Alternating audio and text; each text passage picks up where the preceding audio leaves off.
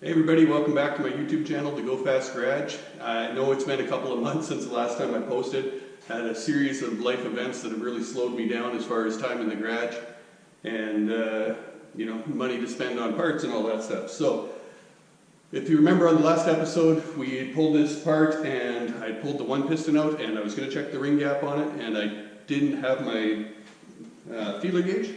But I went through and I found my feeler gauge, of course, right where it was supposed to be in my toolbox, the last place I looked. And off camera now I've actually checked these rings, and pretty interesting, and I'm going to show you guys what I found. Okay, I got my piston here that I've pulled out of this engine, and the first thing I'm going to do is just take the ring off the piston. And to do that, you just pick up one edge of it and just kind of work it around the piston, and boom, there it comes off. So step two, I'm going to take this ring and just place it in the bore here. I'll do it about like this. Hopefully you guys can see. So give it a little squeeze, get it down in the bore, and then I'm just going to take the piston and use it to push the ring down, and that squares it up in the bore so we don't get a weird measurement. So next up, you can see there's just a tiny little bit of gap in the ring. I don't know, you guys probably can't see, but there is a little bit of a gap where it doesn't touch each other. And we're going to go through with a feeler gauge and just measure what that is. Now, I've already done this, just checking it out on my own, and I can see that this is a .026, which is exactly the ring gap that I was shooting for, that I figured I was going to have to file the rings to get.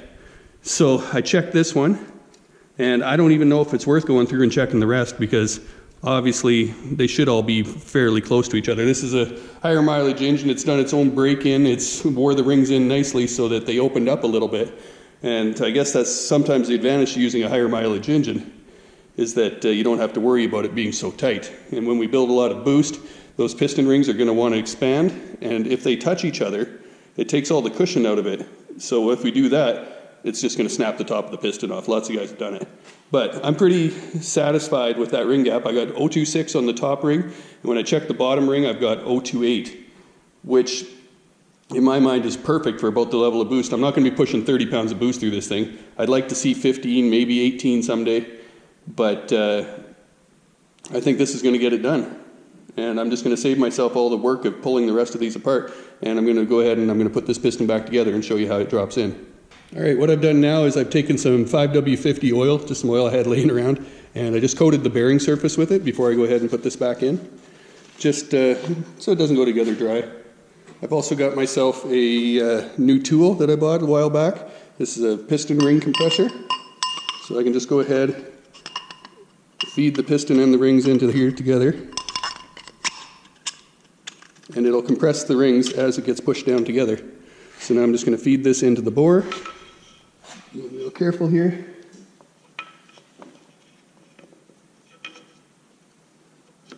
Line that up on the crankshaft.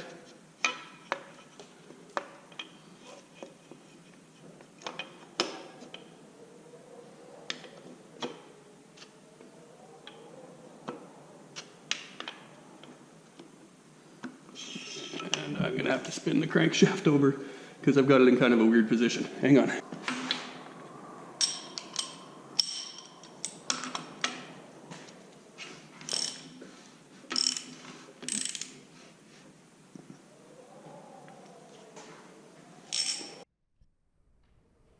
All right, let's try assembling this rod and piston. You guys hear the wind out there? Man, it's terribly windy. Anyways, this is a new tool I bought. This is a 4-inch ring compressor, which is the perfect size for a GM 6-liter. If we look at the piston here too, it's got a little dot on it here. Hopefully you guys can see that. That is what faces towards the front of the engine. I also put some 5W50 motor oil on the rod cap there, just to lubricate it all up as it goes together.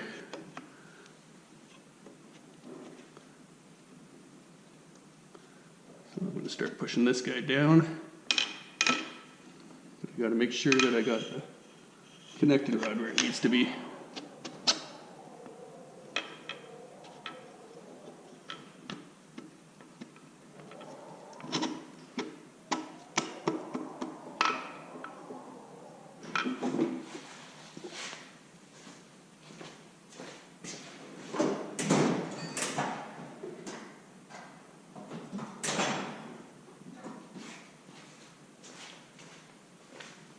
Just gonna grab my mallet here and give it a little tap down.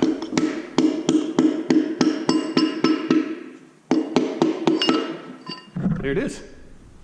All together nice, and I completely forgot the top ring of the piston. That's hilarious. I'm gonna pull this back out. This is really funny what happened just now. I pulled the top ring off the piston just for science and fun, stuck it in the second cylinder here just to see if the measurement would be the same. Because, you know, I didn't know how much I took off with the glazing hone. But I stuck it in the second bore here just to check it. The ring gap is exactly the same. And then I forgot to put the ring back on the piston. So, like I said, I'll show you guys good or bad what I'm doing out here. And bad is now I just got to pull this back out and put the ring on it. But luckily I got that new ring compressor and everything goes together nice and easy. But I got to figure out how to push this all the way out without making a mess.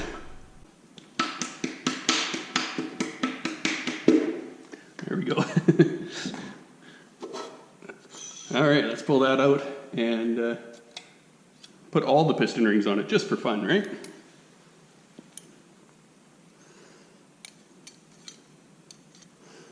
Also want to make sure I got this right side up. There's a dot on this as well that goes towards the top. Really glad that I saw that before I tried to put it all back together and found out that I'd made a giant mistake. My favorite assembly lube, WD-40.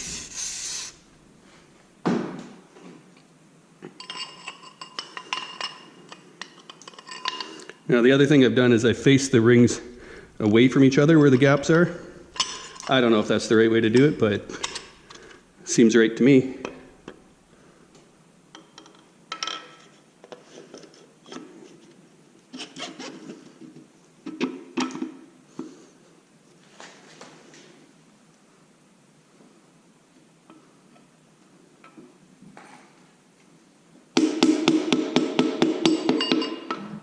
There we go. Together with all the rings on it. Wow.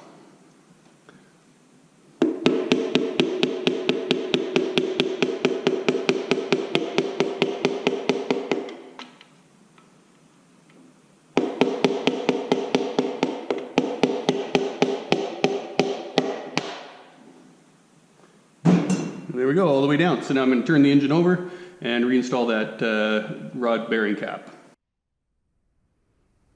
Okay, so here's the rod bearing cap. I'm going to, I got the connecting rod all lined up with the crankshaft again, and then I'm just going to put this guy back on. Again, I just put some engine oil in it for some lubrication as it goes back together. This thing's all well and broke in. It doesn't need assembly lube. So when you put these rod caps on, they can only go one way. And that's because when they build these things, they actually build the rod out of one piece, and then they, through it, I'm not sure what process exactly, they actually break the ends of the rod caps off. And that's what gives it such a precise fit. So when you're screwing it back together, you can tell right away if the rod is not lining up as it should, because it won't sit tight, right? If it's all perfect here, the crack all comes together just like it was one piece again, right? And if it's on backwards, you'll see there'll be a bit of a gap. But I know I got this one on the right way, so I'm just going to finger tighten it here, and then I'm going to go grab my torque wrench, and I'm going to retorque these factory rod bolts. I don't care what anybody says. I'm going to try it, I'm going to run it, and I'm going to do the same for the head bolts. I know lots of people are going on torque to yield and freaking out because they're a pocket engineer and or backyard engineer, I should say. But it's been proven. Lots of guys put these things together with used hardware and don't have any problems. And maybe if you guys do have problems and they blow it right up, well, maybe I'll be that guy, maybe I won't. But I got no money for extra bolts right now, so this is how it's going to go together. Yeah, so let me grab my torque wrench and I'm going to torque these guys down to, I believe, 55 foot-pounds of torque.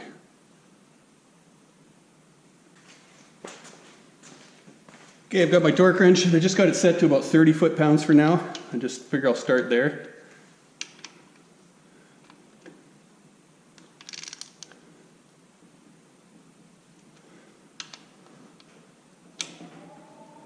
I'm just sneaking up on it here too. Not going to really wail on it.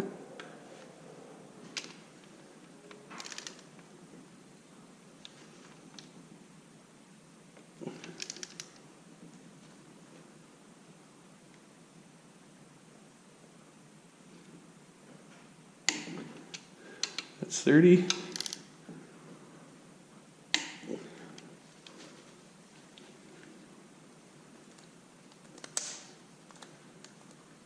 That's 55.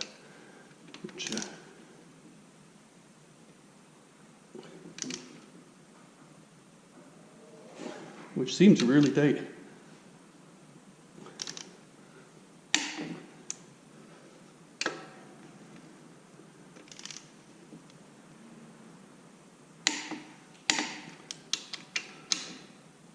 All right, that's it. Bottom end, I can go ahead and I can put this windage tray back on. I'm not going to bother taking the rest apart because I feel pretty confident that it's gapped as good as it needs to be, which is kind of exciting. Oh, the other thing I should do while I got it apart is I'm going to try to knock this dipstick tube out because I broke that off on the other end. So let's get a hammer and see what kind of damage we can do to that thing. Well, we'll start with a rubber mallet and see if I can destroy that. Yeah, that's not happening.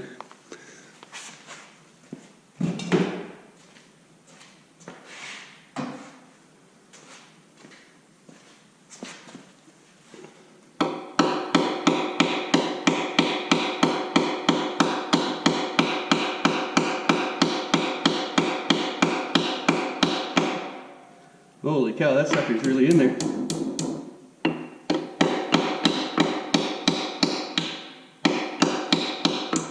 Precision engine work here. Well, I'm going to probably have to do that one like I did the last one, and I ran a lag bolt down into it from the other side and then hit it with my slide hammer, and that worked fine. That was my truck, my daily there. When I did the exhaust manifold gaskets on it, I bust the dipstick off too. They're really easy to break off, man. And yeah, so I'm going to just see what I can do to drive that sucker out of there.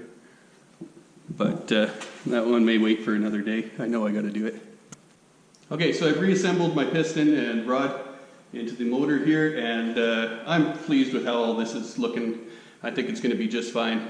So for a bit of an update with where we are on the project, not much has changed since last time. The truck's kind of been put away and stuff piled all over it because it's winter here, and it is a nice day today, but yesterday was minus 30-ish, even colder. So the truck's not going anywhere for a while yet, probably not till the end of March. But in the meantime, we got to keep putting this thing together, and I'll kind of give you guys what my plans are for it. Originally, I was going to do a VS Racing billet 80 millimeter. But I think that's going to be too much money for me now. Through the last couple months, I left the job to start a new job. New job didn't work out, and now I've went back to an older job that I did before, but I took a pretty significant pay cut. So ordering for things like turbos and intercooler and injectors and some of the things I'm going to need just isn't really in the books right now. Hopefully here before spring, but I want to keep content going on the YouTube channel here. So next up, I need to find a set of truck manifolds, because originally I was going to use the Holley. They have a manifold that has a crossover pipe that goes underneath the engine and comes out about where the AC compressor would normally sit, and it ties the two manifolds together and feeds the turbo, which would be perfect because this is exactly where I'm going to want the turbo, up on this end here. But I think that, you know, they're about 750 bucks Canadian to get that set up. I think that's more than I'm going to want to spend right now. So, and for the interest of the channel and what you guys like seeing too, I think I'm going to get a set of truck manifolds, flip them, face them forward, and build my whole hot side myself. I'm totally confident I can do it. And I got a new tool. I just bought well, not just, I ordered it like 6 months ago, but it just showed up, metal bandsaw. So that should really clean up my cuts. So when I'm doing the hot side, I should be able to do a nice tidy job of it. I'm pretty excited about that. Yeah, and the only other thing I want to buy for this is I think I'd like to buy some LS9 head gaskets for it.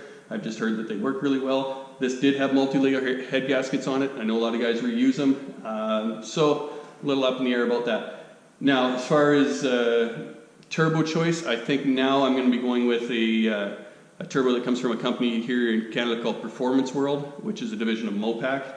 And they have a 7875 that a lot of guys have had really good luck with so far. I shouldn't say a lot of guys, but I know of at least 2 guys that are running it, and it's been working well for them. And it still should get me to my 700 horsepower goal. I think it'll be more towards the upper end of that turbo, what it's capable of. But you know, there's always upgrades in the future, but I'd really like to get it up and running. What's in the truck runs hard right now, but it is only about 440 horsepower-ish to the rear wheels. And I know I say only, but after a few weeks of driving it, it doesn't seem like that much power, even though it'll burn the tires off at, you know, half highway speeds. But either way, this is the way I want to go to get to the goal I want to get to. So the awkward thing now is what I'm going to actually ask of my viewers here is that if you guys are interested, and no pressure at all, and I don't want to sound like a beggar, but I did start a Patreon account. And if anybody would like to donate there, I guarantee you any money from that is going directly into this build. And the more money I can generate, the bigger we can go on the build. But YouTube itself isn't going to make it happen. I've been doing YouTube now for almost a year, and I've just about earned enough money to pay off the computer I bought to edit videos. So it's not a money-making enterprise by any means, at least not at this stage. So if the help I really could get right now would be either on my Patreon account, or if anybody has parts they'd like to send, like even a set of used truck manifolds, that'd be awesome. I am in Canada, don't forget, so if you're shipping from the States, it's probably not worthwhile. But if any of my Canadian viewers have a set of used truck manifolds that they'd like to get rid of, that would be super. What else? Camshaft, I'm actually going to leave this all for now, and that's why I'm not going ahead and reassembling all this, because I do need to change the cam. I'd rather not pull that motor out just to take the camshaft out of it to stick it in here, but that's probably what my choices are right now. That engine in the truck currently has a sloppy stage 2, or an Elgin 1841P, I think it is, or 1840P. And it works great. I love the way that thing runs. The biggest reason I'm changing out to this engine is this is a Gen 4 block. It's going to take more power, and it's got aluminum heads, because this is a 2000 block in this truck. It's got iron heads on it, and it's heavy, and I know I've got at least one bad valve on it because it leaks down pretty hard. It runs okay, right? You don't really notice it, but I'm sure I'm giving up some power there. And that engine came out of a fleet truck, and it did good, and I've gotten 2 summers of driving it and beating on it pretty heavily. So I'm fine with that. It can come out, I'll pull the cam out of it and the valve springs, and I'll probably just give the engine away or throw it away. Who knows, right? Maybe I'll keep it for backup parts. I've got another backup 5.3 over there, so I don't really need too many of these engines. But that's where I'm at now. Like I said, if anybody can help out, that's great. If not, I'm going to keep churning through this. I'm not just begging for money. I'm going to keep churning through, and I'm going to get it done one way or another. But just if we can get some movement on that Patreon page, perhaps we can go bigger than what we really were planning on now. But that's about it. It was just kind of a quick update here, just so everybody knows that I haven't disappeared and I'm still working on the truck. And yeah, until next time, thanks for watching.